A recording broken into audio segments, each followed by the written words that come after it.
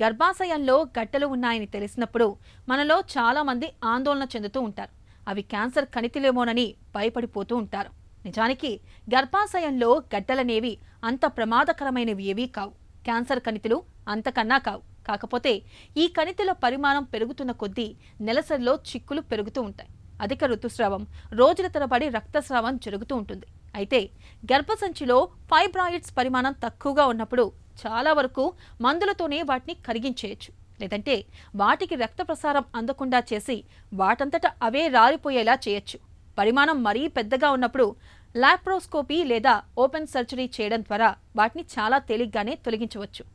గర్భసంచిలో కణితులకు చికిత్స, పరిష్కార మార్గాల గురించి డాక్టర్ని అడిగి ఇప్పుడు తెలుసుకుందాం.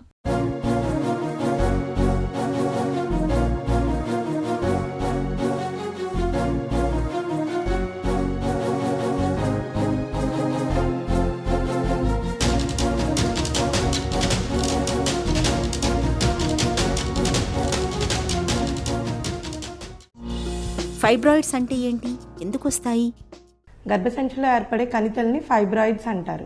ఆడవారిలో ఈస్ట్రోజన్, ప్రొజెస్ట్రాన్ అని హార్మోన్స్ ఉంటాయి.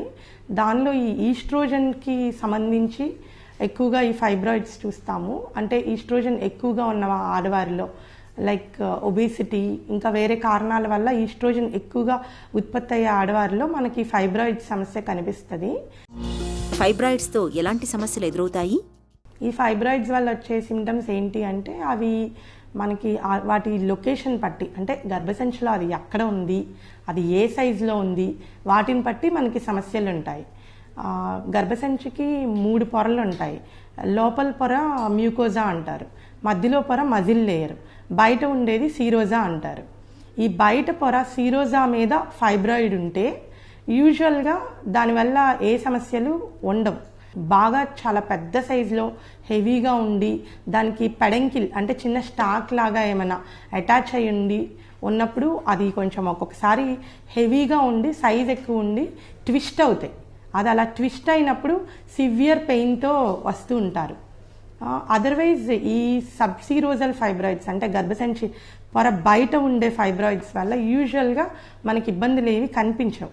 నెక్స్ట్ మజిల్ లేయర్ అంటే మధ్యలో పొరలో కండరంలో ఫైబ్రాయిడ్స్ వస్తాయి. ఇవి చాలా మందిలో ఇవే కనిపిస్తాయి ఎక్కువ. ఇవి చాలా కామన్గా ఉంటాయి.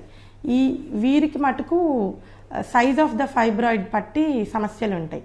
3 సెంటీమీటర్స్ కన్నా చిన్నగా ఉండి అలా ఉన్నప్పుడు కొంచెం పెయిన్తో అట్లా ఇబ్బంది పడుతూ ఉంటారు.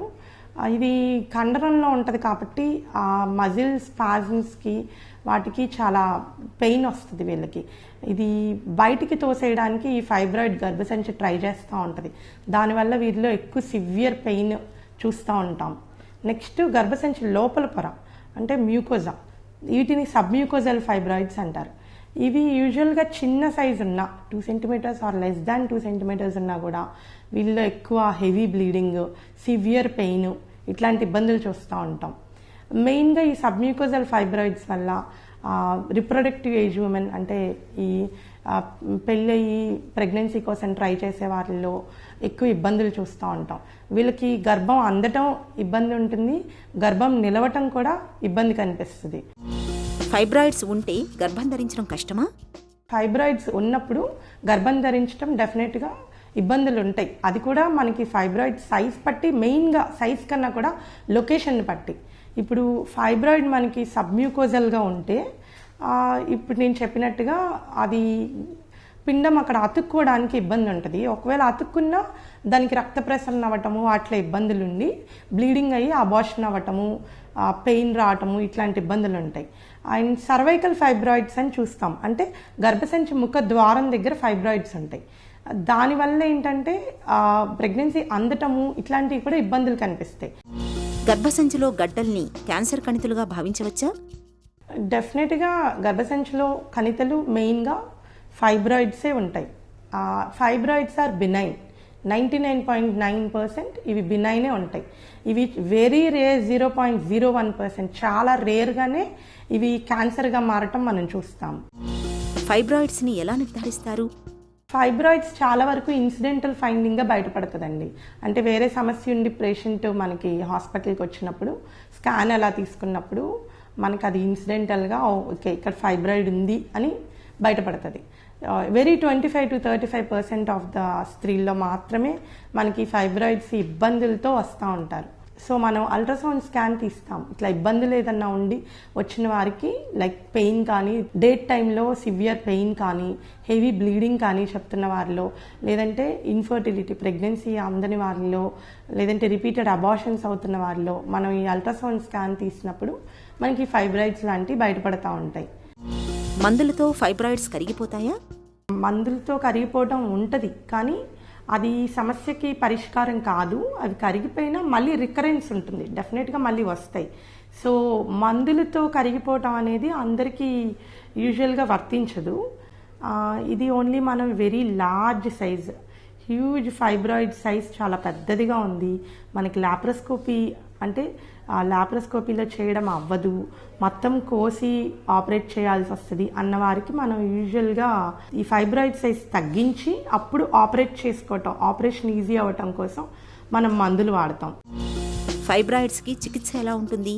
ఫైబ్రాయిడ్స్కి యూజువల్గా ట్రీట్మెంట్ అంటే అది పేషెంట్ ఏజ్ని బట్టి, సైజ్ ఆఫ్ ద ఫైబ్రాయిడ్ని బట్టి, అది ఎక్కడుంది లొకేషన్ని బట్టి మనకి ట్రీట్మెంట్ ప్లాన్ చేసుకోవాలి.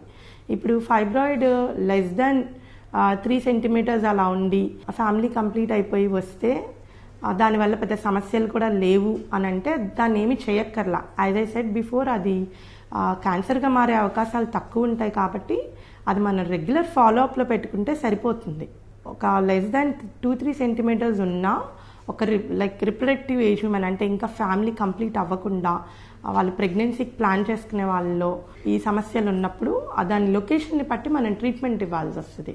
అది గర్భసంచి బయట పొరలో ఉంటే దానివల్ల మనకి ఇబ్బంది ఉండదు. బట్ సబ్మ్యూకోజల్ కానీ లేదంటే మజిల్ లేయర్లో ఇంట్రామ్యూరల్ అంటారు, అలాంటి లొకేషన్స్లో ఫైబ్రాయిడ్ ఉన్నప్పుడు ప్రెగ్నెన్సీ కంప్లీట్ అవ్వని ఉమెన్లో డెఫినెట్గా ట్రీట్మెంట్ ఇవ్వాల్సి వస్తుంది.